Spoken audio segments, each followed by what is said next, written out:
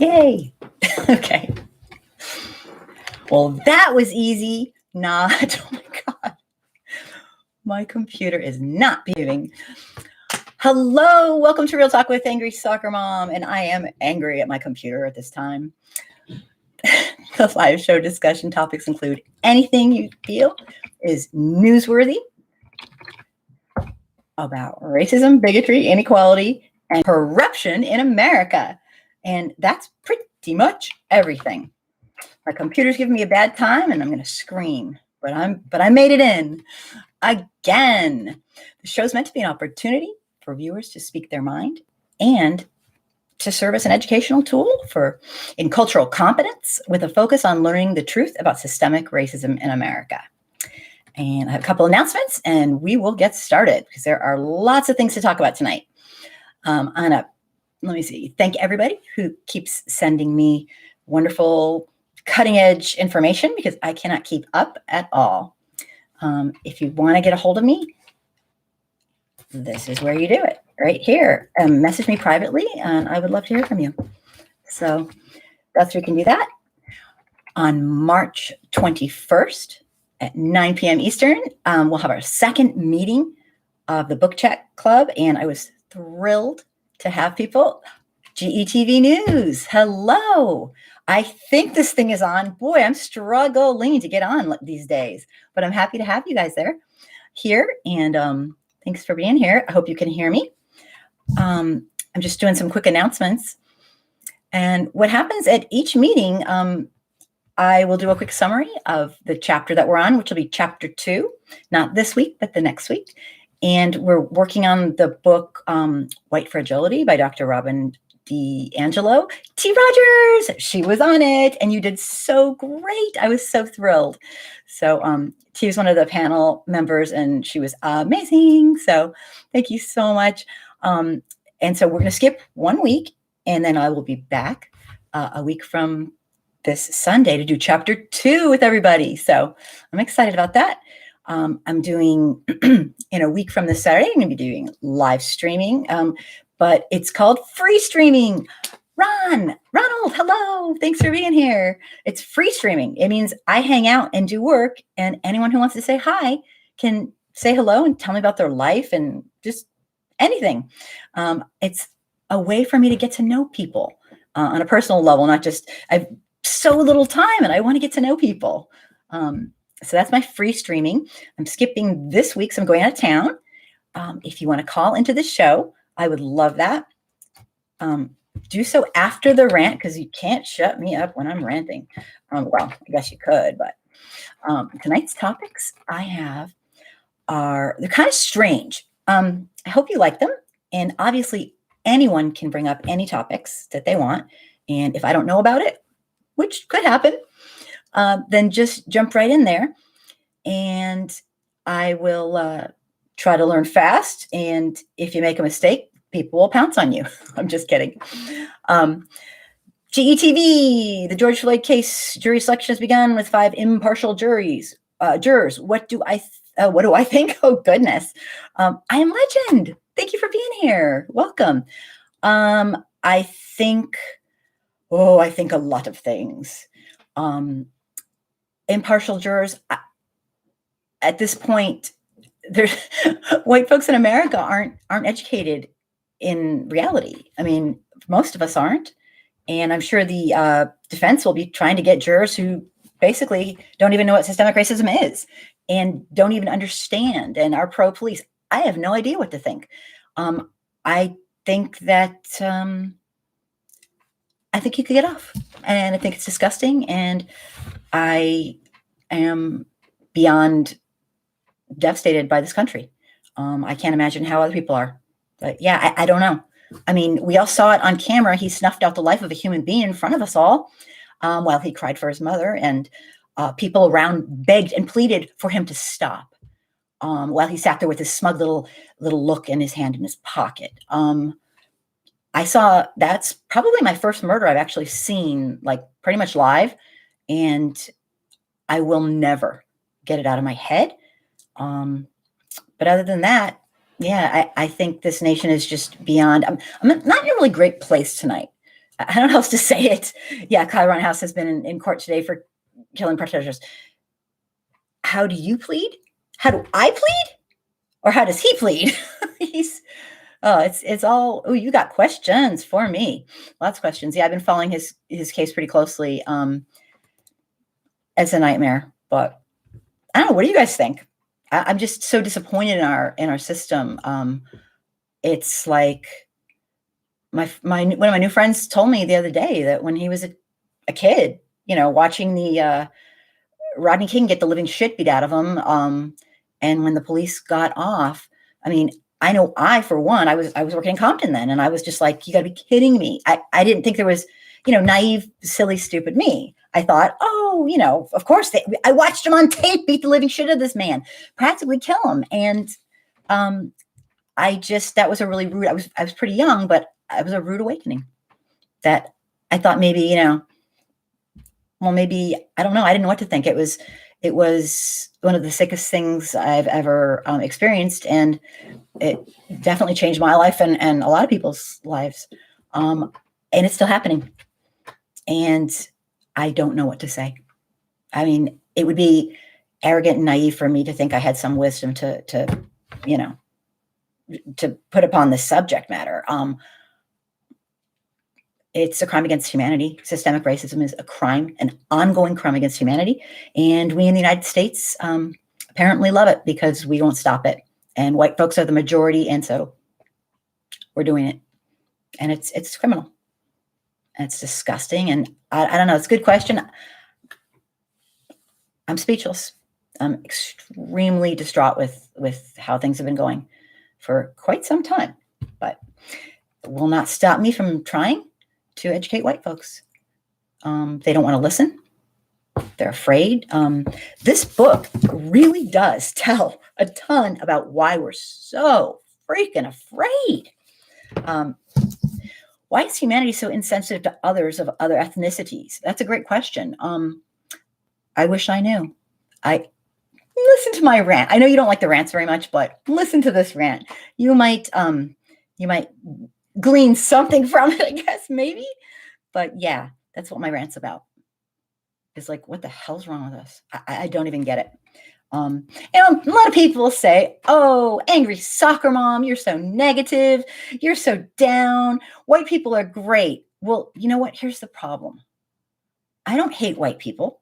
I just have really high expectations. I expect us to act like freaking humans. And when our fellow humans are being tormented, I don't know what to say. I'm sorry. I expect us to give a shit. So, I mean, yeah, you can say I hate white people, but maybe I just expect more.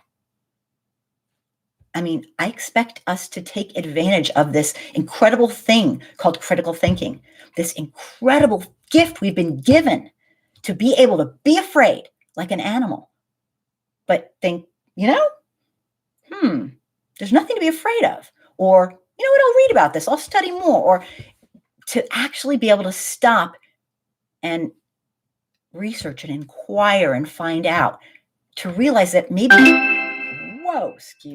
maybe our fears are absolutely, oh my gosh, sorry about that, are absolutely ludicrous. And this book's making me realize that white America, we're pretty fucking arrogant. I mean, I'm just saying, when it comes to race, we think we know so much. We know nothing. We know less than nothing, because that's the problem. When you think you know, that's when you've stopped trying. You aren't learning anymore. You think you know it all. Not your problem. You know, you're not racist. Oh no. That's the problem. White people have to stop saying, I'm not racist. It's baloney. It's ludicrous. And it's damn, that was fast. That was fast. Did I trigger somebody? Hi. Welcome to the show. Hello. Hi, welcome. Hello, it's Pelej again. How are you? Oh, hello. I'm fine. I'm doing fine. How are you? I'm doing good. I just saw that you are online and you're talking about race issues, racism. So sure, that's what I do. Oh, Good. Well, you gonna watch? You gonna watch the show a little bit? Yeah, I am. Do you want me to call back, or do you want me to? Yeah, you know what? Do you have a topic you want to talk about? Because I usually take calls after the rant, but it's totally fine. I answered it. Okay. Do you want me to call you back like in like a half hour or something like that? Well, this is what we do with the show. Is I go over the topics that we're going to do, and then I do. I'm sorry. And that's okay. That's no problem. And then then if you want to call in on what we're talking about, you can. Or if you have another topic you want to discuss, you can. It's totally fine. I was just gonna like talk about racism. It's not just in America. I was gonna talk about the royals and all that stuff too. And it's just how everything ties in. So I apologize. I'm sorry. Don't be silly. I'm thrilled you called. I'll be talking about all of the above in a few minutes. And what you can do is just when I'm talking about the topic, call in during the topic. Okay. Sounds good. Okay. All right. Thank you. Okay. All right. Bye. Little heart attack there. My volume was way up. That's fine. This is not a formal show. I mean, it is a formal show, but it's not. I am not a formal person. So, I mean, I try. When I wear jeans and a tank top, that's formal. I like to show people. Tonight's topics are going to be, for me at least, you can have whatever you wish. My first topic, intention is not a factor in consideration if something's racist. And a lot of white folks don't understand this. Your intention is lovely, but no one cares. And I don't mean it that way. I'll take that back. People care. And in very specific matters, it really does matter, but not overall. If you didn't mean to be racist, then that's good. Then learn from it. But you're still being racist. I guess that's all I'm trying to say. And a lot of white folks don't get it. And we're going to talk about something about that tonight because University of Texas in Austin has some major issues. And they spent a long time on a report deciding that intention really matters. And if it's racist, well, they don't mean it to be racist. So we'll get into that later. I'd like to talk about the royal family a little bit because it's been a really heartbreaking thing that's gone on. Watching this unfold, and as I'm sure many insiders were well aware of this, I've talked to a lot of people from the UK who are Black, and they tell me racism's awful there. So this is not shock or surprise in any way, shape, or form. It's just really sad. I put out a video today, which it's not your classic royal family video. It was from something from a long time ago that they've updated. I put on media, head-to-head media matching matching Meghan with Kate and what's come out in newspapers, and they've been horrible. If Kate does something, it's celebrated. If Meghan does something, they're highly critical and rude. And I don't know. You tell me, but sure sounds suspect to me. Racism really hasn't changed that much. I'm starting to feel. I read an article by Michael Harriot, who is one of my very favorite writers, and he says he doesn't say this, but he basically says, and these are my words, not his. It's like matter, it's never created or destroyed. It's just changed in form. And I'm not sure if I'm quoting that perfectly, but I think you probably get what I mean. So the other topics I have for tonight are the little boy the 13-year-old boy who went to a sleepover, and pretty much they were criminal. These kids were criminal. Harassing and bullying is just not enough. So I really won't go there and call it that.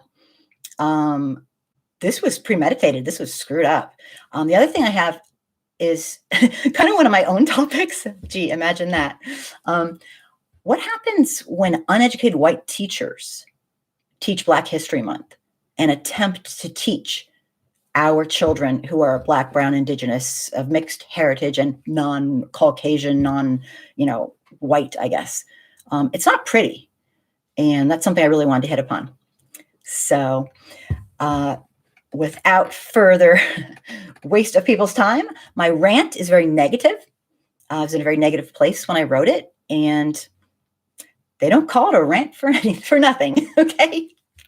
So the other morning, I woke up at 5 a.m, yay me, and it finally hit me.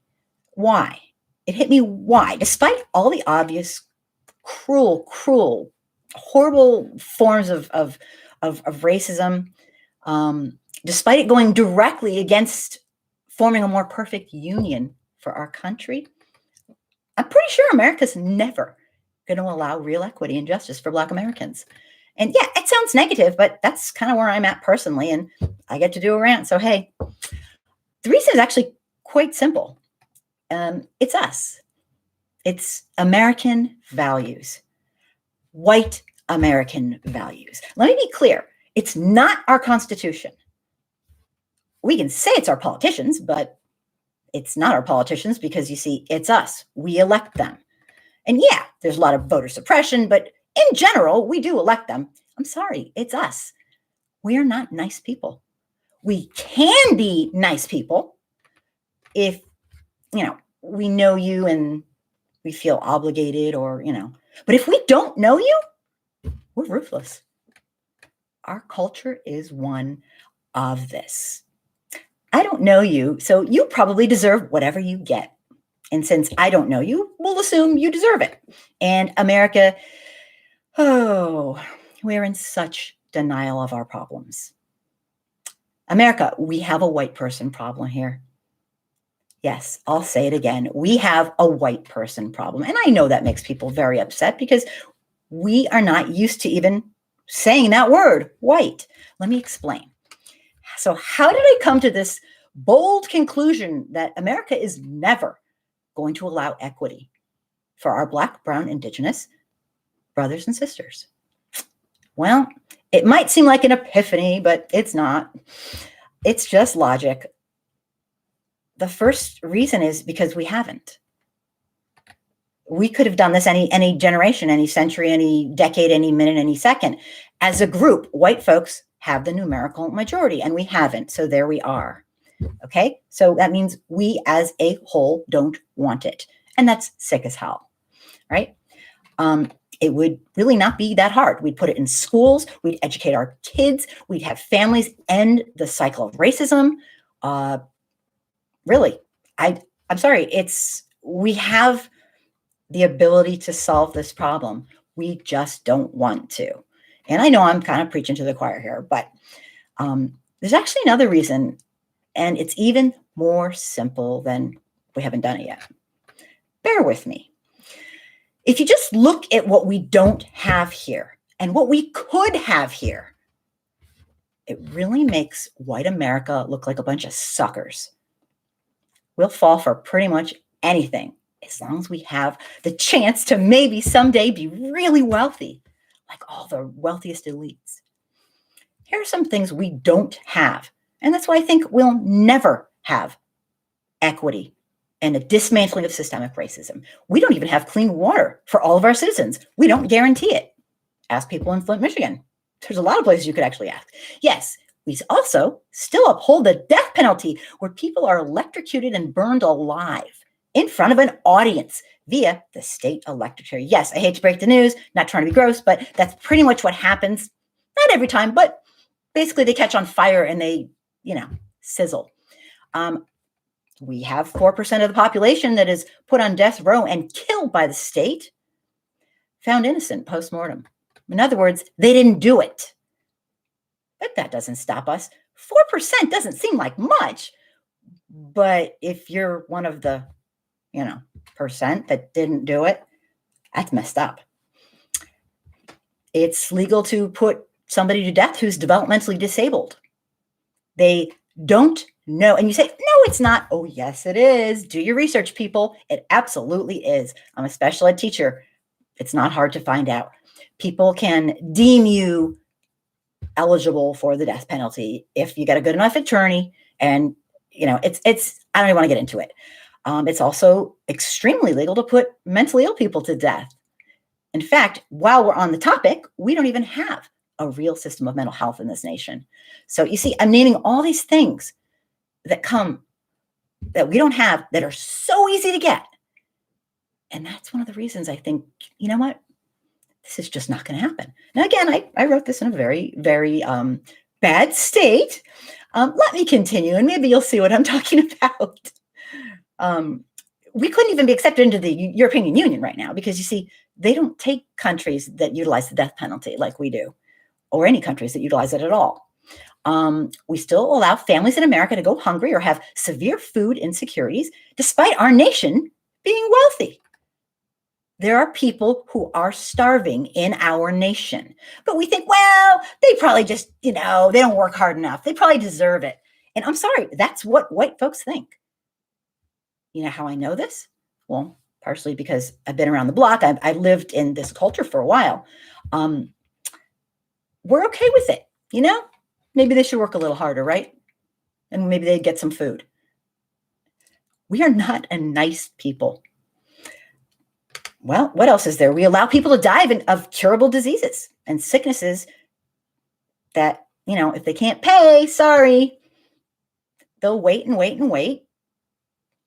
And pretty much could have been cured is too late. That's how we roll. That's how we roll. If you're rich, you're okay because you can pay out of pocket and go to the best doctors. But if you're not, and you can't afford the freaking copay, that is if you have insurance, I won't even get into it. We allow people to die of curable diseases and sicknesses in America for profit. Sorry, had to go there. For profit.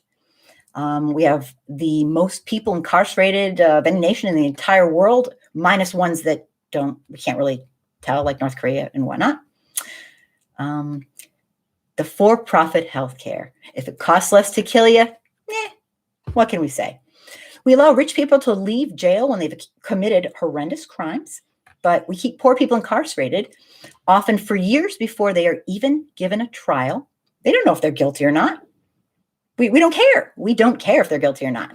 We do this for as much as, something as small as stealing a backpack. You'll stay in jail for a year. It's unconscionable. You're not even proven innocent or guilty. You're just there. Can't afford to get out. We continue the practice of solitary confinement despite knowing for a really long time that it causes severe mental illness. But then again, we put people in prisons who are mentally ill and don't treat them. So what can I say?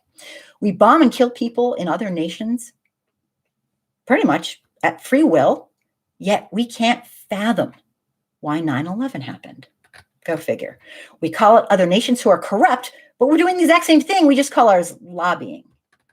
No, America will not be dismantling systemic racism. It's just not who we are. But at least if you work really, really hard here in America, anyone has the chance to get rich. The opportunities are limitless. Liberty and justice for all here in America? I think not. Rant over.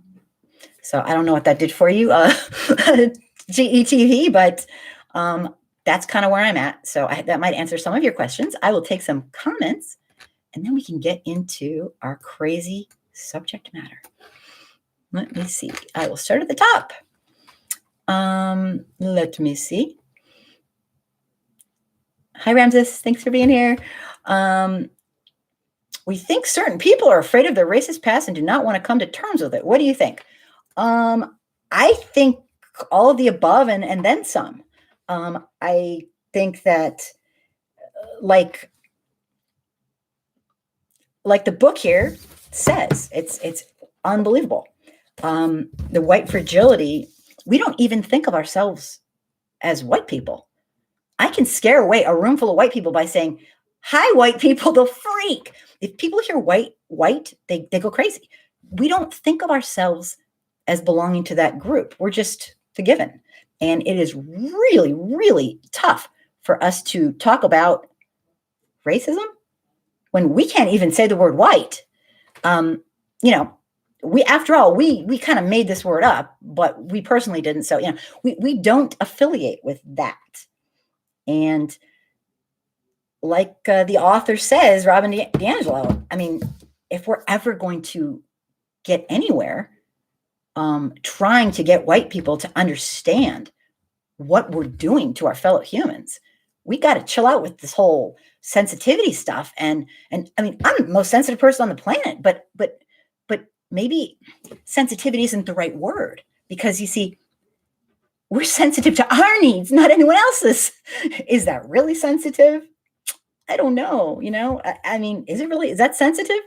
No, that's self-indulgent, and that's actually arrogant. And we're sensitive for us, but clearly we can give a shit about anyone else. Our culture is really messed up. So I don't know. I don't know what to say. I think it's a huge combination. I have 3 top 10 videos coming up based on her writing, and also based on Michael Eric Dyson. His forward, it was this big, but wow, he gave me some excellent ideas. And I'm going to try to get those out to white folks if they'll. I'm having a real tough time getting my videos out because people just aren't looking at them. I'm not sure if it's me. I'm not making them exciting enough, or maybe I'm making them too real, but I don't know how else to make them. So I'm just going to do the best I can.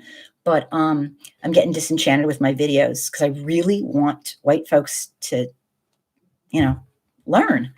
And I'm not trying to save the world, but I'd like to make some impact. Even if I make an impact on one person, good enough for me. Let me see. Yeah, I don't know. It's that and so much more. I have no idea. GETV. If I had the answers, then maybe I would be able to make a real difference. T. Rogers. Really, only Black teachers should teach Black history.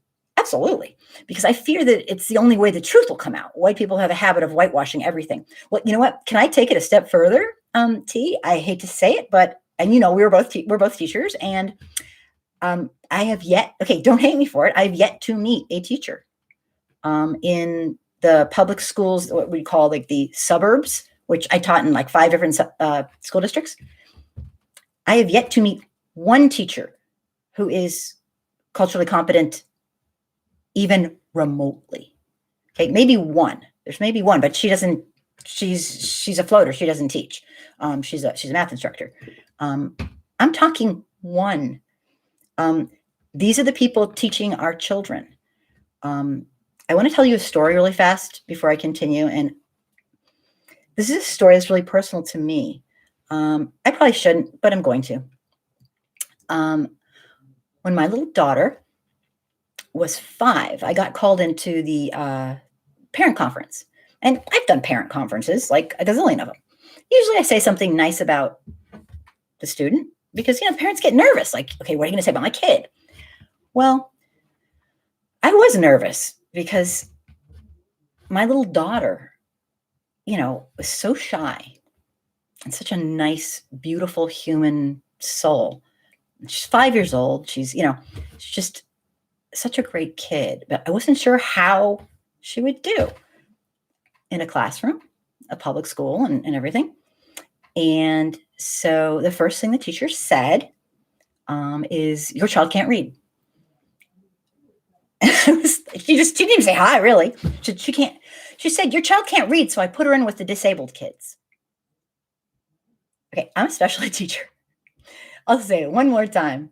Okay, yes, my eyes popped out of my head. I'm sure I looked like a deer in headlights, among other things. She said, "Your child can't read, so I put her in with the disabled kids." It was the second week of school. And herein lies the problem. As a reading specialist, I very much knew my child could read and could read quite well. Because you see, I taught her to read when she was 4. And by the time she went to kinder, I had assessed her on the standard test, and she was reading around 2nd grade level, which I was quite pleased with. And so as a reading specialist, I was like, yeah, right, lady. I mean, I was like blown away. But you see, my little daughter is Ethiopian and the teacher's white. And that is the first contact I had with the school. They told me they put her in with the disabled kids. Words cannot explain. And so there's no script written out for parents. This I did not expect. So I looked at her and I was trying to stay calm because this is my kid's teacher. And I can't imagine how parents feel doing this. But I was my entitled white privilege kicked in. And I said, sweetie, come here. She was way over in the corner. She couldn't hear. It was a huge classroom. I said, come here. Yes, I did this. I said, pick any book in the room and come read it for me, please. And she's like, because she knows she's not in on the conference, but she's way over playing. I said, and she did it. And she came over. I said, come here, sweetie, sit down and read. And I was so pissed. And that's all I have to say. So that was my experience. And yes, I went to the administration. And yes, I raised holy hell. And yes, I went to the principal. And I did everything. And it's because my white privilege kicked in and I was pissed. I cannot imagine the things that go on. That was in front of me. I'll put her in with the disabled kids. I don't know what else to say. That's my story. So I kind of need to get that off my chest. So I will never know what it feels like to be a person living in a society that reeks of white supremacy. But I can tell you my life changed that day. And it wasn't the first thing that it was just beyond cliche. I mean, you know, I've read studies. I have a master's degree in special ed. I've read all about this. I know what they do. They take the non-white kid, let's throw her in the back of the class. We'll put, it's unbelievable. So anyway, thank you for letting me get that off my chest, I suppose you could say. I will shift gears. That's very emotional. I don't think I've ever told that story in full to too many people. Let me see. So yes, T, yes, this. T, I view the death penalty as murder. We as humans have no right to play God. Absolutely. When I was 12 years old, I wrote to my school newspaper. I was really shy. Thanks, T. Thanks. I was really, really shy, and I wrote to my school paper about how wrong it is to murder people because they murdered people. I'm not religious, but I was 12 years old, and I knew that was a really screwed up thing to do. I wasn't even counting, racism and all that in it because I was 12 and I didn't quite understand it at 12. I had to figure it out because no one was going to tell me. So anyway, enough about me. Let me take, T, I'm right with you. GETV, we think it will be equality. The way we see it is that America is 500 years old, is about 500 years old. That's like a 5-year-old child, in effect, needs to get along with its neighbors. Yeah, you know what? That is actually a great analogy, and I used that for a while. We have a lot of growing up to do. We're like freaking teenagers. But I've kind of come full circle. And I'm starting to believe that it's just who we are. After the 74 million people voted for a racist, horrific human being, I think a little part of my faith in humanity was chipped at. And that they're still sticking to it. I don't know. I'm not hopeless. If I was, I wouldn't try and be here. Not like I'm saving the world, but this means a lot to me. And but I'm getting there. I'm sorry, I expect better from my fellow humans. I don't want your kid to get hurt. I don't want my kid to get hurt. I've been doing this before I even had a kid to hurt. I've been doing this a long time. But anyway, so GETV, we definitely, T. Rogers, that's horrible. What happened to, it was quite and I could tell, I have so many stories, but I don't want to talk about my life. That's not the point of this. It's not supposed to be, I just want to hear what you guys have to say, but I thought it might be nice to share something like that. So that you know me better, I guess. GETV, yes, that was outrageous. My mom would have slapped her in the face and told her to prove it. That's so funny. Oh, Sandra, thank you so much for being here. Yay. If you just got here, you just missed my lovely story. But yeah, you know what, GETV, I was actually my heart was pounding so hard. I I was speechless, but thank you. I was speechless in I can't get to the administration fast enough and to the principal, and the principal was so scared of me. And I am so not a scary person. We thank you for sharing. We think you must have yeah. Thank you. It's, you know what? Anything I go through is nothing compared to this is nothing. Remember, I can pretend I don't even know what racism is. I never will. I can't, but technically I could. So anyway, thank you so much for being so kind about my story. I have a lot of other stories, but that one, it was textbook. It was like, anyway, enough about that. My rant is over. Anyone who wants to call in, I'm going to try to limit to like 5 minutes or so. Mr. F.S. Black, thank you for being here. Oh, this is wonderful. I wanted to talk really fast, if no one else has other topics, kind of on this subject. I'm glad you set them straight. Well, I don't know what I did, but I did talk to a lot of other people about it, and all the other Black, brown, Asian, they're too afraid to say anything. They're like, oh, the teacher will take revenge on my child. And I'm like, it's my white privilege. I swear to God. I was like, no, they won't. They wouldn't dare. It's like, that's white privilege to know that they wouldn't dare. When I went to the administrator, met with him in person. I mean, the person who runs the entire school district, he's like, and the secretary asked, like, what do you want to meet with him? Why? And I'm like, I'll let you know. I don't want to talk about it anymore. Okay. I was nice and professional, but you see, that's the thing. I don't have to be. I was a parent and I was an administrator. Of course I have to be. Why do you always relate white supremacy to Trump when Biden is the one that wrote the crime bill and was best with Bull Connor and Strong Thurmond?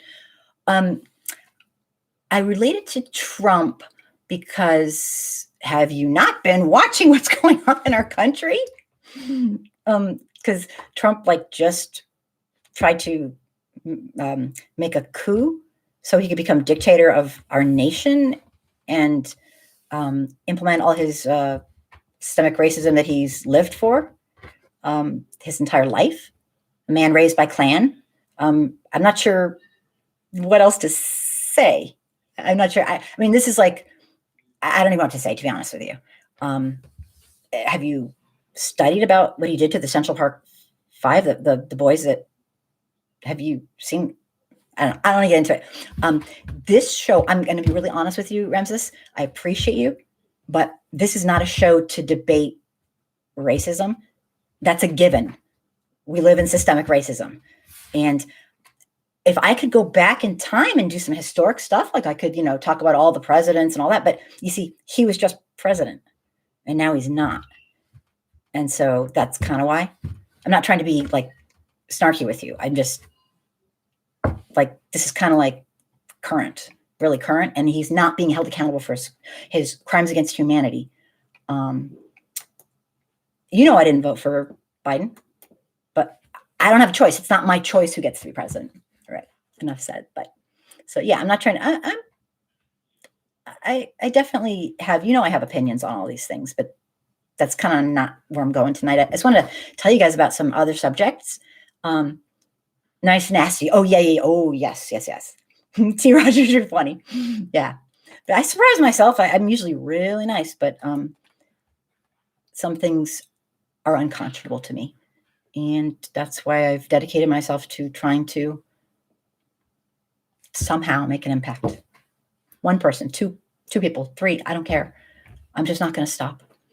My topic that I want to touch about for a few minutes is uneducated teachers teaching Black history, uneducated teachers having Black children in their classroom, uneducated teachers having brown children in their classroom. Actually, to be honest, uneducated teachers in systemic racism having white children in their classroom. That's a problem for me. And I think it should be a problem for everybody.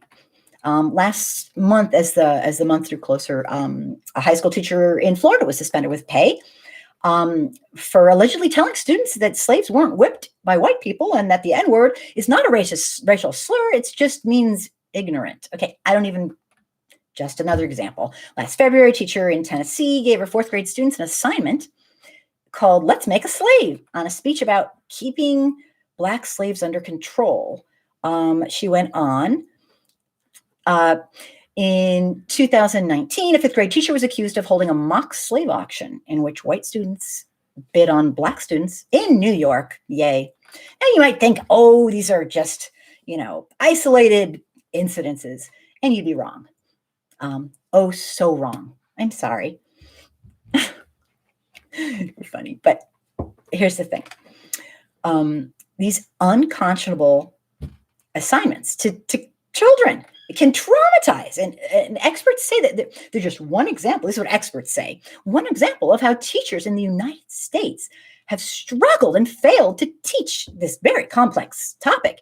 And you know what? I wholeheartedly disagree. I beg to differ. I agree we failed, absolutely. But I disagree we've struggled. No, we haven't. Sorry. If we're talking about white America, we haven't struggled to teach complex history of slavery. We don't even want to. We don't want to do it. We haven't even tried.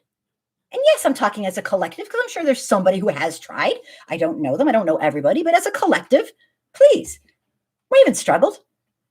We've been bothered by having to do it. We're incompetent to do it. A white person can become a teacher in America, never having had a single conversation about systemic racism in America in their entire life, let alone one that's, educated and historical. Yeah, welcome to the truth. Now, I got my degree a long time ago. So, maybe things have changed. I don't know. Tell me things have changed. I'd love to hear things have changed. And I don't mean one little stupid seminar that says, don't be mean to Black kids because they're equal. I mean a serious education in our real racial history, implicit bias, explicit bias, okay, explicit racism, systemic racism, redlining, sundown towns, devil's punch, you name it. I'm talking an education and an understanding about how we got to the horrible treatment we are doing today. And it's all in our history. Tell me if I'm wrong. If there's a difference now, maybe teachers are culturally competent and they do a great job. But to be honest, I wouldn't want a teacher who wasn't an expert in the field near my kid, let alone talking to them about racism, which they know almost nothing. In May in 2019, former teacher Patricia Bailey made Nicole Day's son, another Black student, stand in front of their class while other students bid on them in social studies at North Elementary School, according to the lawsuit. The children were told to refer to the winning student as master. They were warned that if they try to escape, they'd be chased down and violence would be done to them, according to the report from the New York Attorney General's office. They said her son, who's now 12, has received counseling and, obviously traumatized by this, which the Attorney General's office had found a profoundly negative effect on all children, obviously, especially African-American, Black children. Day said her son told her that he didn't want to be Black anymore and that he didn't want to go to school because he didn't trust the teachers. Oh, what a bright child. More than a year and a half after the incident, Day said her son still worries that he's being judged because he's Black when he's out in public, when he's with his friends in a small town, and he's been seriously impacted. You might think, well, not all these teachers do all these experiments and interactive simulations of stuff, but you'd be wrong. These kinds of lessons are just a symptom of our entire nation, systemic racism, and how we are as a whole. American schools, how they teach, how we teach, and in some cases, not so great. Most cases, not so great. about slavery and Black history, we do it during the month of February. And then it's completely whitewashed out of our curriculum. Honestly, the teachers don't even know. When my son went to school, yes, I did this to my kids. He'd raise his hand and pretty much tell them the truth. And no, they were not happy. And no, he did not stand for the salute for many years. And I never knew it. But it's a whole nother topic, raising kids who care. If you're white, I got a couple of videos I'm going to do. I'm excited about it. I just hope people watch them. The curriculum's already whitewashed. There are currently no groups tracking this obnoxiously insensitive and abusive reenactment stuff that these teachers are doing in America. But dozens of teachers proudly reported that, and this is from an article, reported that the simulations were their favorite lesson to teach in slavery during the month of February. According to a 2018 report titled Teaching Hard History from the Southern Poverty Law Center. They're pretty credible, which surveyed more than 1,700 social studies teachers and analyzed textbooks. Multiple teachers said that this was their favorite thing to do. To teach a simulation of a Middle Passage journey taken by enslaved human beings from West Africa and put their kids through it. So this is not, maybe once a year, someone in the millions of, no. Teachers failed to discuss the relationship between white supremacy and slavery, teaching about slavery as an exclusive Southern system, which is completely a lie, teaching the focus on the white experience and not on what it did to the human beings, and not even including what present day structural and systemic racism does to people. And this is all according to the article from the Southern Poverty Law Center. Teachers continue to struggle with these lessons around slavery because they're not properly taught or trained, because they don't know jack shit themselves. Okay, I'm just saying it. Sorry. Our country has a difficult time talking, if we're white, even talking about racism. Our teachers aren't educated in it unless they've been educated by their families or themselves, or they are living it. It's a privilege to get to learn about it in books and not have to live it. Even though some states adhere to the Common Core standards, which actually, don't get me started about those. I actually, long story. I won't sidetrack. And I'm going to take tons of comments in a minute. They don't adhere to them when it comes to teaching about Black people, and teaching only slavery is like, and not teaching it correctly.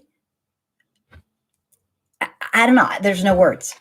Black people have had incredible accomplishments, incredible, despite white folks doing everything in our human power to make sure that they do not succeed in accumulating generational wealth.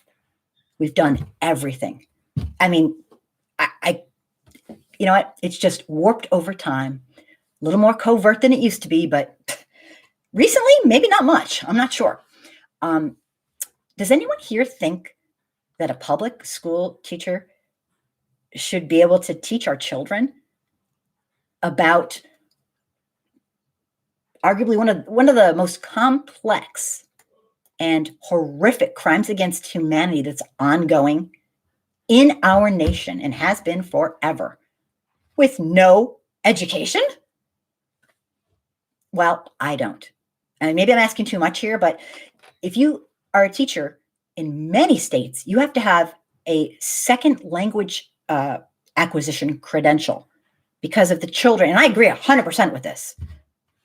You have to know how to teach second language learners. Okay. You don't have to speak the language, but if you do speak the language, you don't have to get the language acquisition credential. And that's how it used to be.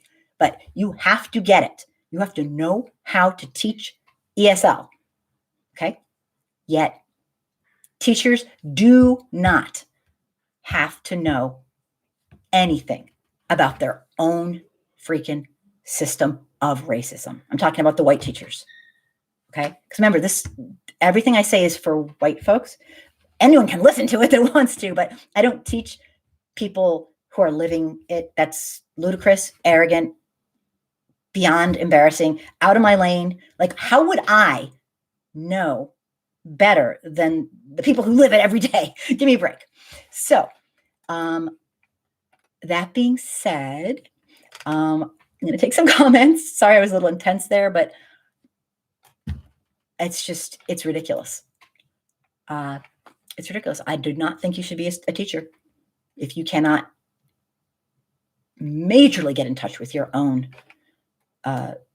racial biases and whatnot. So that's just my take. Okay, Stormtherm. I know what he meant. Thanks, Sandra. T. Rogers, thanks. The N-word does mean ignorant, but of course it has been used to imply that Black people are ignorant. Yeah, I mean, I think the point of that, yeah, I know what you mean. I think the point of it was that basically we had this teacher downplaying and lying to students.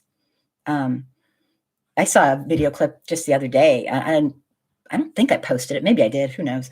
Of a teacher basically telling their entire class about QAnon and that Trump's a hero and not racist and this and that. And I was laughing because during the video, these two white kids in the video look at each other and they're whispering like, "We're out of here." And they went and they told the principal and the teacher, and they were both like, they just left. They're like, "We're not putting up with this crap." And it was pretty awesome because I don't think there were anyone in the room other than, white kids, but this next generation, I sure hope they can do something, because I'm incredibly disappointed in mine. Not you personally, but I'm just saying. Get GETV. Oh, a teacher recently asked really young students to write how it would be to be a slave to their family. Isn't that so insensitive? Once again, that's exactly the sampling of what we're talking about. Okay, I'm a white person. No duh. Like I say, hey, look down. Are you white? Okay, I'm white. I have made a concerted effort to learn, and I will never learn enough. I mean, it's just a fact. I'm fine with it. It's what it is. I will take my last breath not knowing, still having things to learn, from the hidden history to just everything. I mean, I learn something every day, and I'm appalled pretty much every day. And for some reason, I can't normalize it, which is probably good. But the thing is, when I think of a teacher doing that, GETV, I'm not even remotely surprised. I mean, I told you what one teacher did to my kid in front of me. I mean, she knew I was a teacher. She knew I was a special ed teacher. She knew she was my child. She had the audacity to do that right in front of me. I mean, not that I wanted her to keep a secret, but oh my God, I'll put her in with the disabled kids. That's a quote. I'm not bending words. That's what she said. So I'm just saying, I wouldn't put it past. I mean, we don't have. When I started doing this like years ago, I read a study that said, and it was a legit study from back in the day, it said half the people in America who are white adults believe we're in a post-racial era. Okay? So Yahoo, we're in a post-racial era. It's like, oh my God. So anyway, but yeah, that's insensitive. Sandra, things haven't changed. That's why systemic racism still continues. The defense is to protest. The defense is to protest being called a racist. You can't have racism unless someone is you can't have racism unless someone is the racist. Right. It's so funny. We will put up, the first thing we say is we're not racist. And what that does is it pretty much, that's our out. We're not racist, so we don't have any work to do. We don't have any learning to do. We are pretty happy with ourselves. And those are the people who do the most damage. Because you see, we're perfect. And we'll go to a rally, of course. We just won't invite any black friends back to lunch with us after. And well, we don't really have any black friends anyway, because, yeah, it's called being a fake liberal, and it's disgusting. Just saying. If there's anyone here, I'm going to do a quick plug. If you believe, like I do, that it is way past time for white America to take racial responsibility, it's not asking the world. It's called being human. Please consider subscribing to my YouTube channel and supporting my videos by sending them out to the white people. I know it's hard. We make it hard because we make it all about us. Oh, yes, we do. And yeah, I read that, Sandra, I don't know if you were here when I said I wanted to put it on today, but it was in pieces, in little, Michael Harriot. I think he works for, Kim, please, the Atlantic Star. Oh gosh, I can't even remember now. I've been following for quite some time. He's my favorite writer. He wrote a really good write-up, but it was in like I don't know, 200-word pieces. So I tapped together. There was like 50 of them. And by the time I copied and pasted them all, I was like getting crazy. So I stopped. I'm going to have to do it a different way. But I wanted to read what he wrote. He wrote an incredible take on exactly what you just said. His point was nothing's changed. It's just morphed and bent and morphed. And, what do we expect? The South and the Northerners weren't doing this, even abolitionists in those days, other than John Brown, and I'm sure there were others. It wasn't kind of like being an abolitionist the way it is, make you think of it. They knew it was wrong, but they didn't want to live with black people. Oh my God. If you study that, it's like, it's just too much to even. All right, I'm going to go on. Thank you for your nice comments. A legend, at least the experience was a wake-up call to that black student. Yeah, all this, yeah. Great point. Like I'm fine with stuff coming out. I want to just put it out on the table. That's the good thing that Trump did for us, is he emboldened people. And you know what? We can't wear badges that say I'm a racist piece of shit. So, and I don't really mean it that way, because in a heartbeat, I'd work with anyone who wanted to learn. Anyone. Like anyone. But, and I'm probably promoting that, the word racist is a bad word, and I shouldn't, because I truly believe that because of our society that we are enculturated into, that all white people are on the spectrum somewhere with racism. And if it's implicit bias at the very lowest low, maybe you can control it and you don't discriminate. But I truly believe all whites are racist because we are born into this society. And I know people don't agree, but I don't use the word racist like most people think. Racist is like maybe someone who truly hates black people and thinks they're less than. I'm using it as like unconscious bias, every angle of it. And there's a huge anti-racism spectrum, and I truly believe we're all on it somewhere. Some of us are, like way at the bottom, not really high. Some of us are a little bit up. It's a spectrum, and it's a continuum we'll never reach, but doesn't mean we don't try. Geez. So that's kind of my take. So it's a weird take, but when I do rant, I do kind of get a little bit nasty. Sorry. GETV. Bigotry is taught in the home and in small town schools for the most part, who usually don't normally interact with people of different ethnicities. However, it's also taught in cities and suburbs who are mostly, it's absolutely taught in the home. And again, that's something that I'm starting to focus on a lot more is, and I don't know if anyone will watch them, but I'm putting them out there. I'm going to work really hard on getting them out there. I have 3 videos for basically how to raise kids who care, and not just about systemic racism and their fellow human, but just their fellow human. Raising a kid who will not walk by and do nothing when they see injustice, unfairness, somebody being picked on. I'm not saying, get your kid beat up and all that. I'm talking about, as parents, giving our kids the tools. and giving them the role modeling as white parents to understand what you expect of them, And I think the expectations, having them very high like that, and role modeling, working with them. And I'm not saying someone has a gun to like walk into. I'm not trying to, do crazy things, but our children need to know that we expect them to stand up to injustice, not just sit and watch, not just not participate. That's not enough. And obviously at a certain age, if you're shy, whatever, I'm talking about, developmentally, you got to work with your kids, and it can't be a punishment. It's something to be so proud of. And it's more important than their grades. It's more important than anything, is to raise kids who are citizens who care about their fellow humans. And that's kind of my approach. And so I do have 3 videos that are going to be coming out. They've already written them all up. I just have to do them, I guess.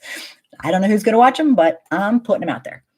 I think that is so important, to not continue it's a cycle. It's a cycle of racism. It's a cycle of racism. And sure, you might not be burning crosses on your lawn. Your kids know exactly how you feel about it. I promise you. So that's all I can say. 100% GTV. T. Rogers, therein lies the problem with the history being taught in, typo. Therein lies the problem. Got it. Therein lies the problem. Whoa, just roll. Therein lies the problem. The history being taught in America. A white teacher would have to do some significant soul searching. I'm thinking you're saying soul searching. I'm not sure what you're saying. But that, yes, absolutely. And part of the thing is, as a white teacher that I am, I know how much time I've put into it, and I'm not there, not even close. I expect this is an ongoing, and I do this every single day, and I'm not even there. So, it could be an understatement. Yeah, some serious. I truly believe that we need to have a credentialing program, and that every single teacher needs to be, you can't force someone to go to school for like forever for this, but a credential, why not? Why not? They have a credential for second language acquisition, and they damn well should have one for this. I don't want people teaching our children who are culturally ignorant, incompetent, ignorant, and will, not maybe, but will cause problems and will harm our kids. And what are they, even if there's not a single kid that's not white in there, I don't care. They have to be able to offset what their parents are doing to them at home and act like a human being. And maybe it's even more important for white children to have this kind of professional cultural competency in their classrooms, because we are in our bubbles and it's not pretty. Let me take some more. Sorry, T. Rogers, was trying to I hope I got what you said. Searching. It addresses her own racial bias in order to even attempt to teach. Totally. Yep. There we are. Jamie, I hope you're still here. I've been blabbing away. I sure hope you're still here. Happy to see you. I hope you're doing well. T. Rogers, all white people are racially biased. Absolutely. Absolutely. Good night, Sandra. Thank you for being here. Very, very excited to do some more work with Sandra. She has, and actually Sandra's like, okay, I'll just say it. I know she's not here, but that's okay. She is an incredible singer. Like, she's a professional singer. Like, that's what she does for her living. And she's famous, actually. And she is amazing. And I think I have 1 or 2 of her things up on you have to hear her stuff. I'm not even into music, and I'm like, oh my God, she's amazing. Talented. And she is having another, a really special opening. I guess it's kind of this week. And I'm going to be putting out some more things of hers. really soon. And I really hope that we can, support her and spread her music. And it's a very, very emotional, very touching, like her heart and soul goes into it. You don't even have to know her and you can tell. So please be looking for that. And Norm, welcome. Nice to have you. I think I caught up. It's a miracle. Maybe we can move on to the next. Does anyone have anything? Oh, I told everybody at the beginning, but you might not have been here, that I put up this crazy video today on the royal family. And the royal family, it's not really on the royal family. It's more like it's on the newspapers. It's side to side, Kate Middleton's, newspaper articles over the years about her, and then Meghan Markle's. And they're the exact same topic. They're brutal to Meghan. It's like, you got to see this thing. When I looked at it, it's not even like talking. It was just newspaper articles, but I put it in a video. I was like, that's it. That's what I did part of my day today, because I'm like, people have to see this. This is insane. No, it doesn't say you're Black, we hate you, but I mean, it might as well have. It was amazing. So check it out. The side-by-side comparisons of them doing the exact same thing and the media just going crazy at her. I don't follow the royal family. I don't follow pop culture, but now that it's got and I didn't follow politics either until I was just all about social issues and whatnot. But now that then Trump came along and he kind of forced my hand to learn a little bit more about politics, but I don't know anything about pop culture or politics really. So there's that. The next topic, where'd it go? I wanted to talk a little bit about Texas keeps, that name keeps popping up, and not in a good way. Texas is having some issues. The next topic I had in mind, that baby is going to be what? Oh, yeah, I know. Oh, yeah, it's whole thing's just so crazy. I didn't even actually watch the interview. To be completely honest, I really don't follow pop culture.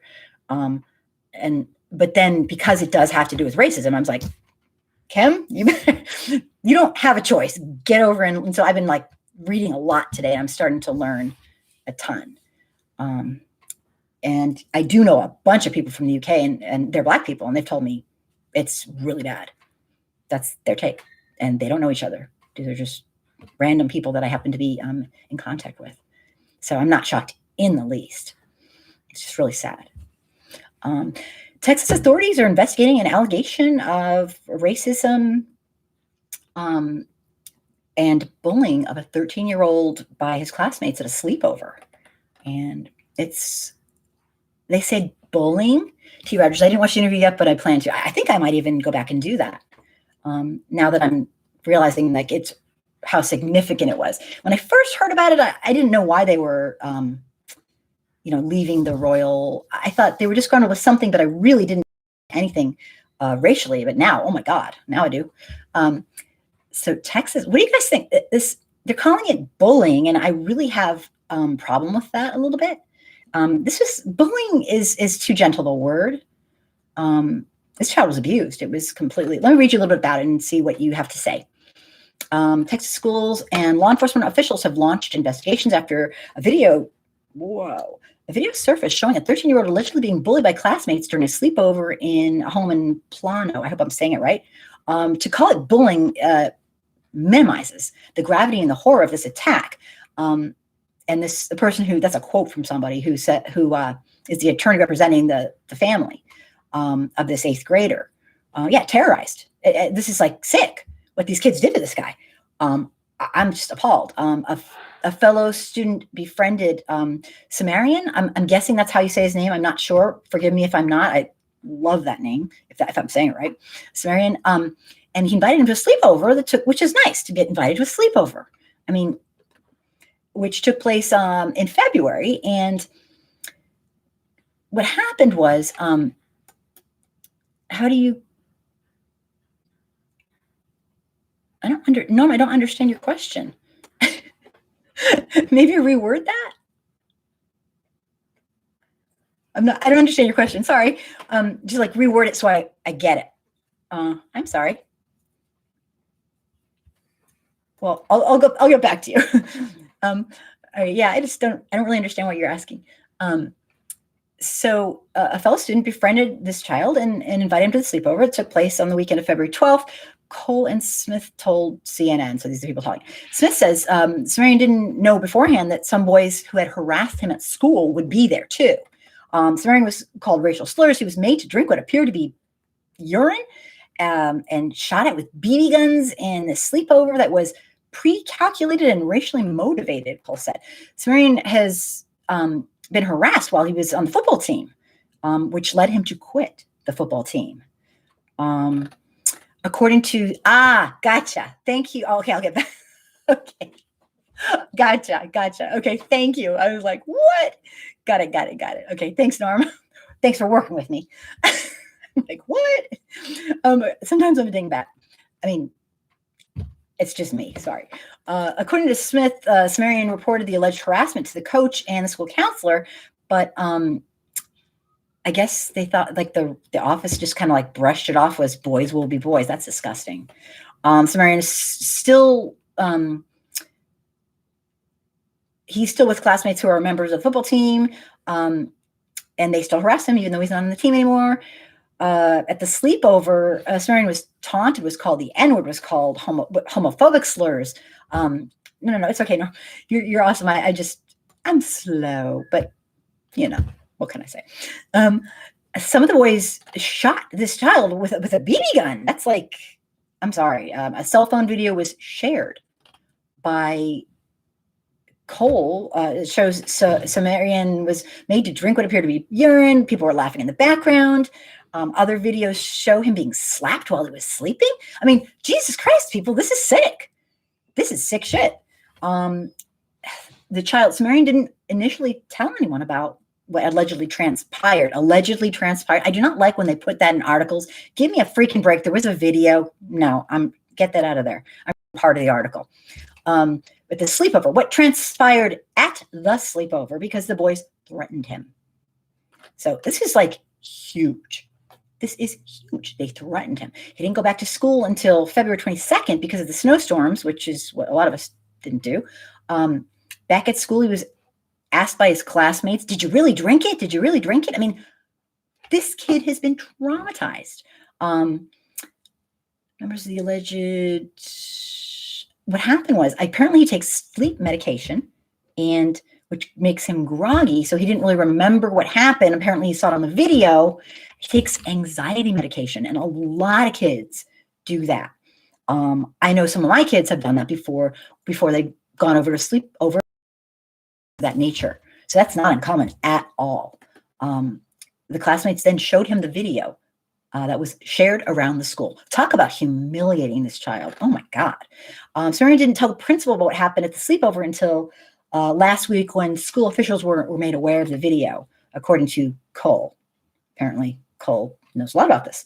The school then informed his mom, and the district launched an investigation. And in a video message published on, I guess, Thursday by the Plano Independent School District, the superintendent said the district immediately launched an investigation. Incidents like this affect our entire community. I want to let everybody know that we do not support this. This will not be tolerated. Bullying and harassment, and every student has the right to be treated with dignity. But once again, let's stop calling it bullying and harassment. These children, bullies on steroids. Maybe they really were. This is sick. This is so classic. It reeks of classic white supremacy. The football team, this poor kid.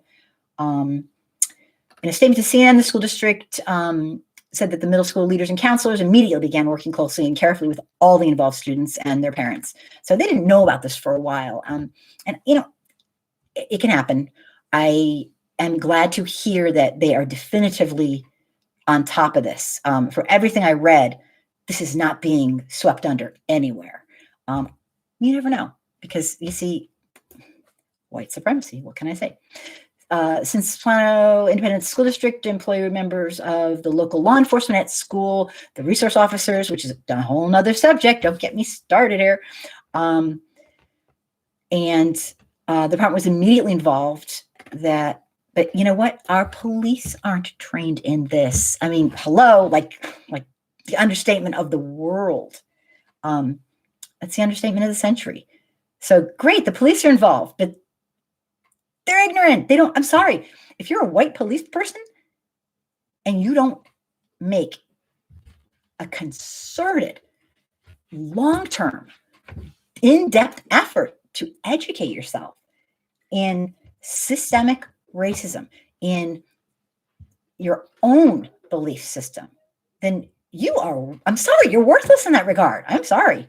I mean, unless you just have these like crazy innate sub-skills, what are you going to do? You don't know our own racial history. You don't know how to help.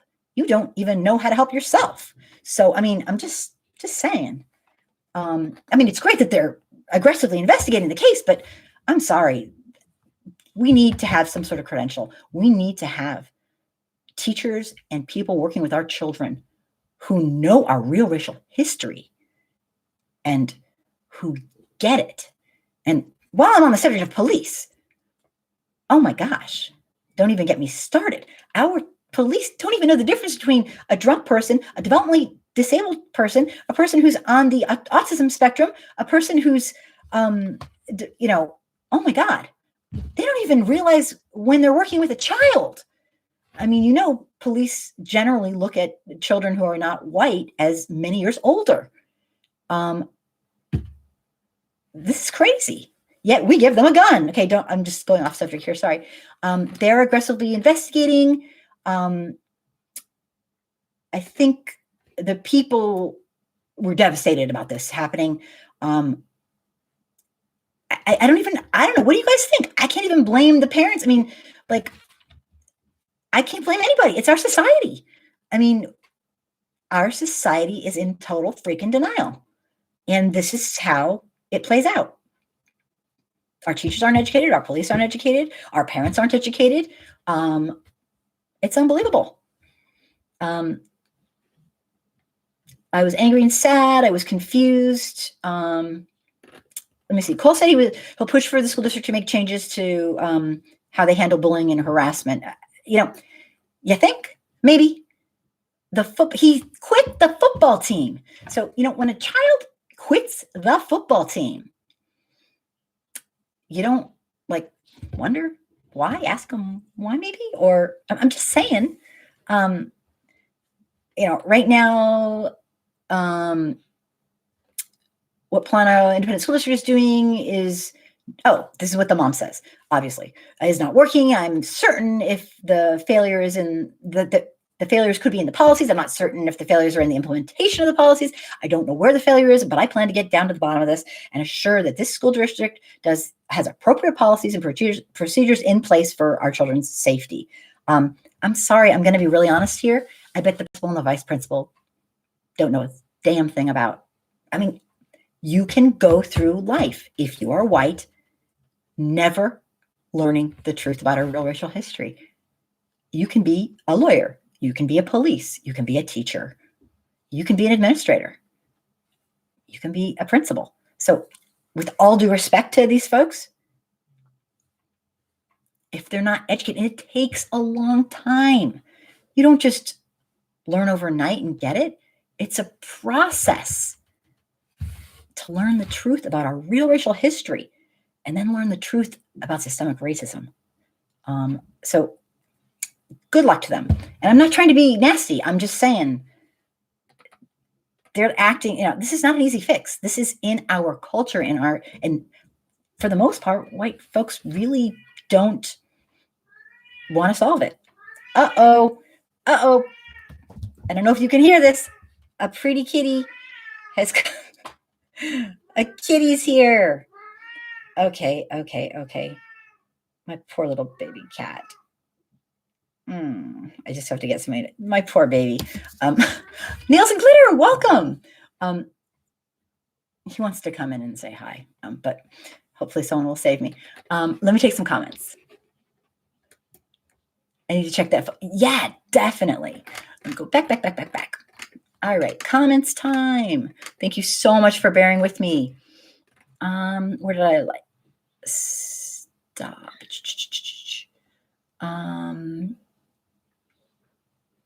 Let me see here.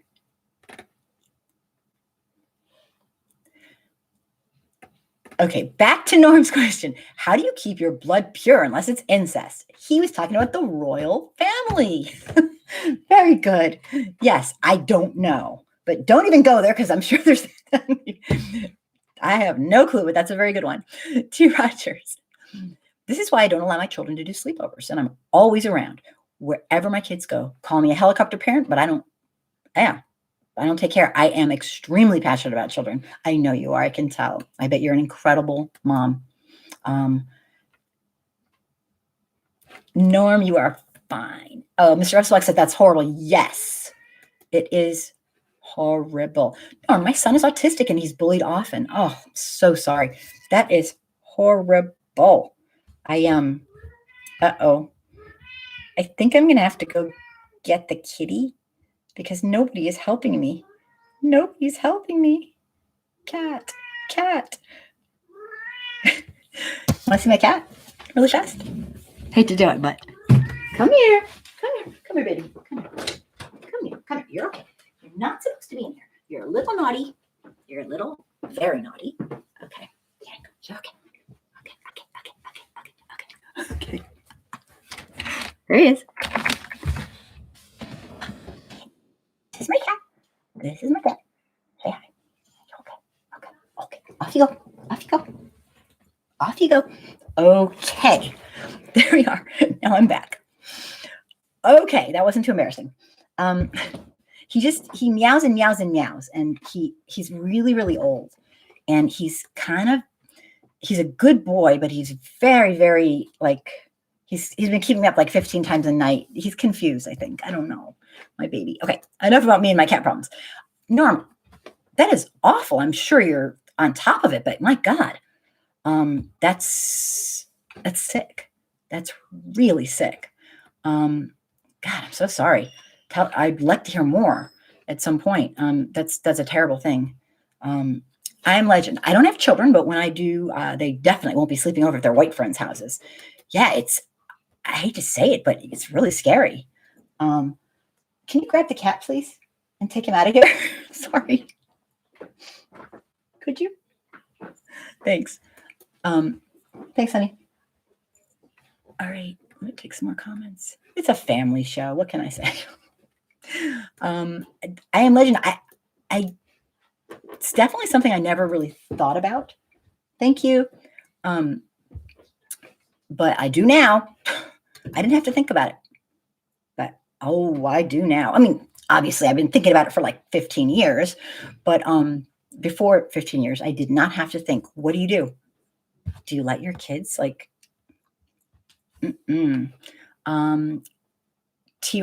get it. I am legend, definitely. T. Rogers. My son is black. My son is a black autistic boy who is prime target for these things. I am a bulldog when it comes to my children. You know what?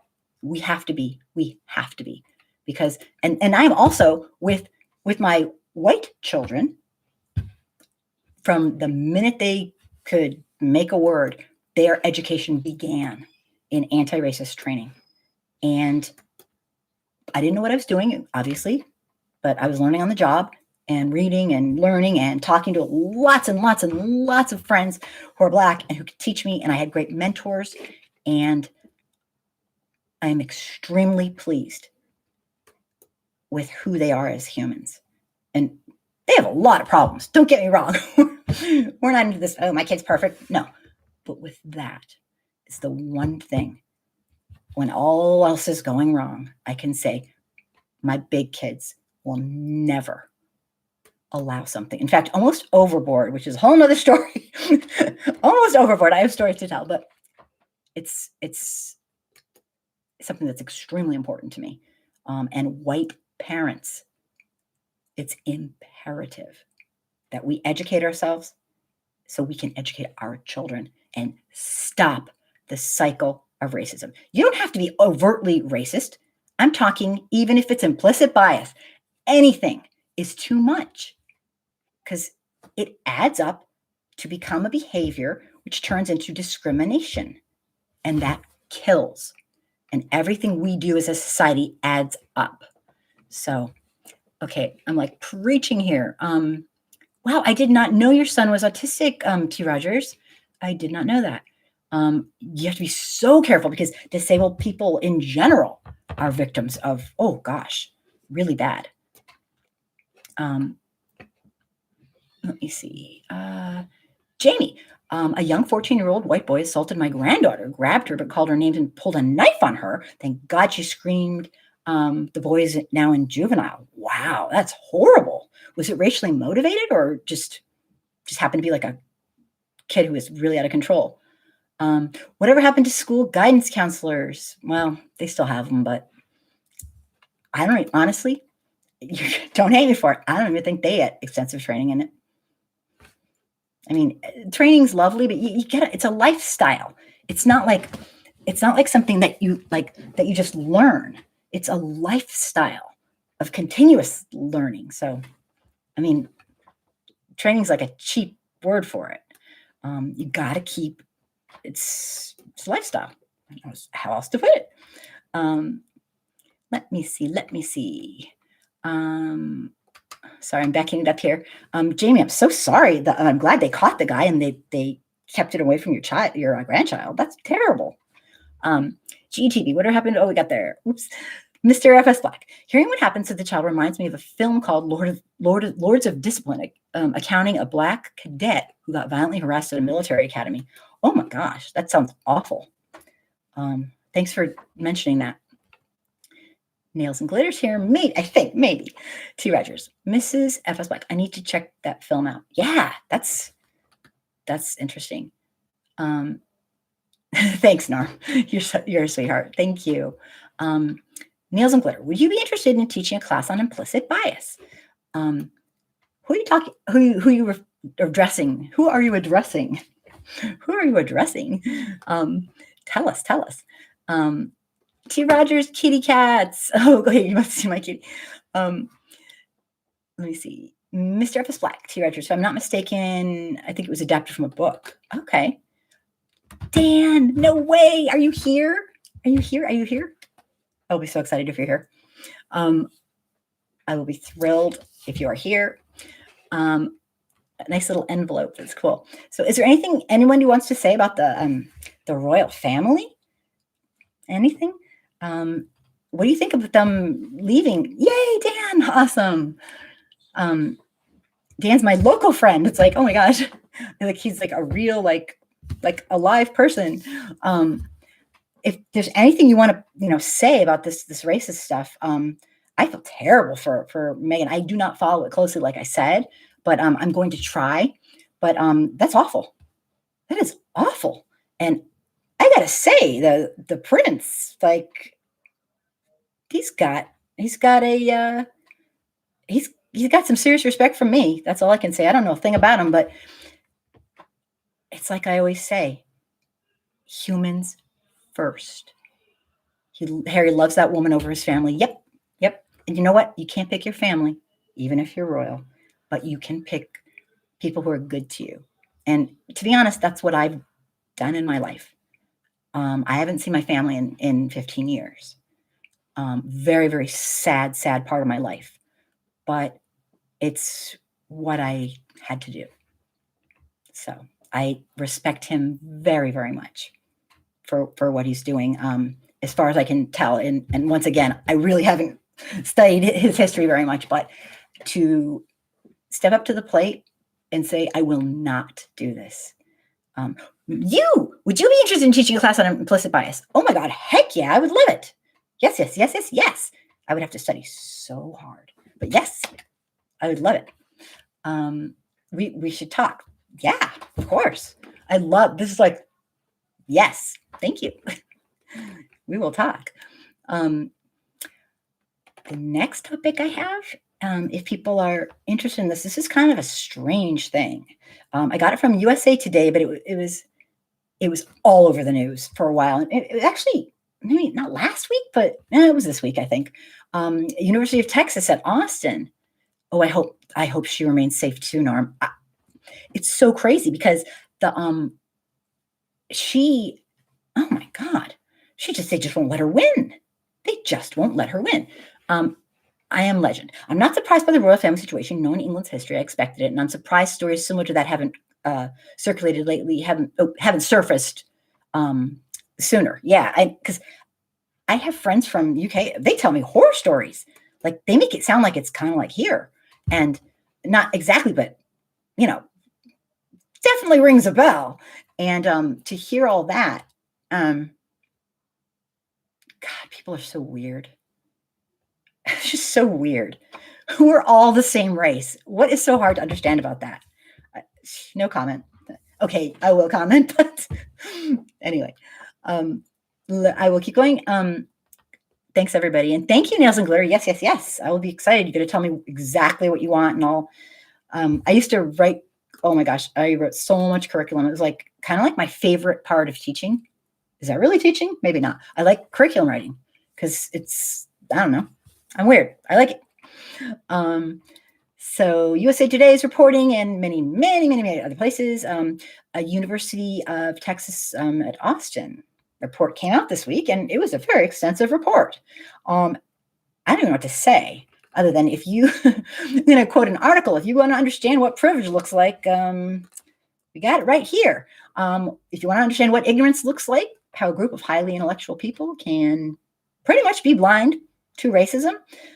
This is part of the executive summary of the report outlining the facts on the case. And the report is saying that what happened was they're using a song. They're using a song, and they've used it forever. And it's terribly, terribly racist. And it speaks to long ago when they'd have these black-faced minstrel shows. And it's terrible. They all know it. And this is what they said about it. They actually had a committee. Well, I'll just read the report. I mean, it's like, why even do this? It's a farce. The report says these historical facts add complexity and richness to the story of a song that debuted in a racist setting, the report states, exceedingly common for the time, but as the preponderance of research shows, had no racist intent. People. Intent. No. You don't have to have racist intent to be racist as fuck. I'm sorry. I didn't mean it. It's like murdering someone. Well, I didn't mean it, though. I'm sorry. You had the knife. You murdered them. I mean, I'm sorry. Take some goddamn responsibility. It's ridiculous. Sorry, I'm going off here a little bit, but intent. Sure, you might not have meant it. Suck it up and learn from it. And do better. Be better. So they said there was no racist intent. There's one magnificently stunning thing about, and this is, I'm reading this is right from the report, about the long-awaited report University of Texas at Austin had about the song called Eyes of Texas. It deals with a racist minstrel show. That racist setting, and this is a quote, talk about twisting, and I mean, we white folks. Hi, Gary. Oh my gosh, you're here. Yay. Thank you. We white folks, we just come up with so much crap. This is crazy. The wording, what racist setting, okay, that racist setting was a minstrel show, May 12th, 1903. In the show, the report states that it was almost certainly performed by white people in blackface. The authors write, we are pained and uncomfortable with this aspect of its history. Then get rid of it. They're not that pained. There's pain and there's pain. Let's be real. What the report does is definitely proves the song's racist origins. But and this is, I'm reading a quote here, but it's also saying that, but it also says that those racist origins are irrelevant when they are the core of the issue. And it says they're irrelevant when they are the core of the issue and why so many find the song objectionable. The research leads us to surmise that intent of the Eyes of Texas was not overly racist. People, they're saying they get to keep a nasty racist song because, well, it was racist back then, but they don't mean it that way. I mean, people, oh my God. Good night, GETV. Thank you so much for being here. I will see you next Wednesday. Thank you. Thanks for being here and thanks for saying good night. Yeah, irrelevant. It's like, it's basically what they said is it's really, really racist, but we're not changing it. Like, oh my God. This is like the gall. And they put, I'm sure they put a lot of time into this report. It's crazy. So, okay. However, it is similarly clear that the cultural milieu that produced it was racist. In other words, they are blaming the culture that produced the song, but not the song itself. Okay, people, this is not rocket freaking science here. This is like wordplay. They're blaming the culture, but not the song itself, which is a twisty piece of gymnastics, cognitive dissonance that Simone Biles would adore. Okay, what the actual? Okay, let me go on. In other words, okay, this report the report completely invalidates itself and isn't worth the megabyte it's written on, according to the author. This is ridiculous, laughable, really laughable. They're saying that a song is tied to a minstrel show with white people wearing blackface has no racist intent in the report. And that's pretty much equivalent to some of my friends are black, I guess. I don't know. That's what they're saying in this. If you can't see that the minstrel show is racist and that the song's origins emanate from that, really nothing you say after that should be taken seriously. And I agree 100%. In some ways, all this comes down to a highly simple algorithm. If you needed a report to find out if a song's origins had racist intent, it probably has racist intent. I mean, I bet they spent thousands of dollars on this, hiring people to basically say, well, it does, but we're not going to do anything about it anyway. This is like a sham, a fraud, a charade. The song in the recent examination by the University of Texas athletes following the killing of George Floyd has become a national issue. That's because of the emergence of the post-Floyd world where athletes are taking a firmer stand on social justice. Personally, I say yay. This is, it goes right back to we will watch Black men and women who are incredible athletes play. We'll watch them, but we don't want to be bothered with their actual human rights. We just want to have fun and watch them play. Well, there's that. And that's disgusting. And we can't, if we don't stand up for what's right, no one's going to. We have made that crystal clear in this nation. The school did make changes, including renaming some of the buildings and erecting a statue honoring the first Black football letterman. You see, here's the problem. And tell me what you think. This is just my take. Okay. All these little things they're doing are lovely. But the bottom line is they're full of crap. Okay. They want to come across as being not racist, but they also want to still be racist. Dan, they never mean it that way. They never mean it that way. Right. Right. Totally. Good one. It's like, so this is, I call bullshit on this. What a joke. And it wasn't a hard call. But, I mean, this is ridiculous. And they should be so embarrassed. It's still embarrassing, according to the author of this article, that the school administration put so much time and effort into keeping this song with its primordial origins cooked in the poison stew of white supremacy. Just change the damn song. Stop the song. Stop it. Just don't play the song. Changing it, there's this whole cancel culture BS going on. And I am not pro cancel culture. Okay. But this is not A to Z. It's a song. It's racist. Get rid of it. That's not cancel culture. You're not getting rid of songs, all songs. You know, I just don't get it. Cancel culture has to be reasonable. And you know what? This is pretty reasonable.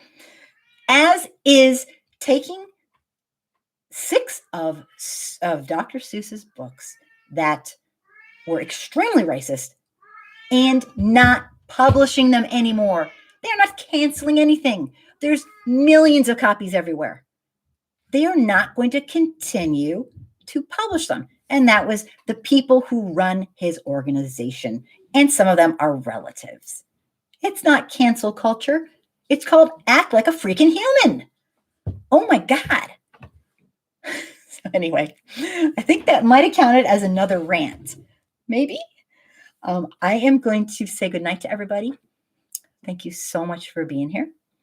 I am not going to be doing our book club this Sunday or doing my free streaming, but I will be back next Sunday at the regularly scheduled time, and we'll have our panel, and I'm very excited about the book club.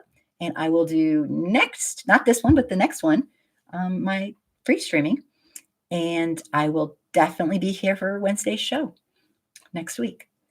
So thank you so much for being here. I'm Mr. Russ Black. I am Legend, T. Rogers, and Dan. I'm excited. And I think GETV left. And Gary and Norm, I cannot thank you enough for being here. So if you feel like I do, that it's way past time to learn our real racial history and for white folks to take racial responsibility, then please consider subscribing to my channel and watching my videos and supporting me in that way. All right. So good night, everybody. Thank you so much. Please stay in touch. I have my private message number at the very top of this, the scroll of conversation. So don't be a stranger. I love getting to know people. And if you have nothing to do, not this Sunday, but the next, come to my free streaming. All I do is just hang out. It's the funniest thing ever. I just hang out and like research, look up stuff, read, and people come say hi. And that's it. And so far, I've done 3 of them, and it's been fantastic. I end up getting into these awesome conversations. I get to know people. So if you have nothing to do sometime on 3 to 5 Eastern on a Sunday, come visit me. And we don't have to talk about racism. We can, but it can be anything that you want to talk about. So thank you, everybody. Uh-oh, somebody's calling. Somebody's calling. Uh-oh. I'm going to pick that up, but I'm going to say goodnight to everybody first. All right. Thank you for being here. I'm thrilled about everything tonight. Good night.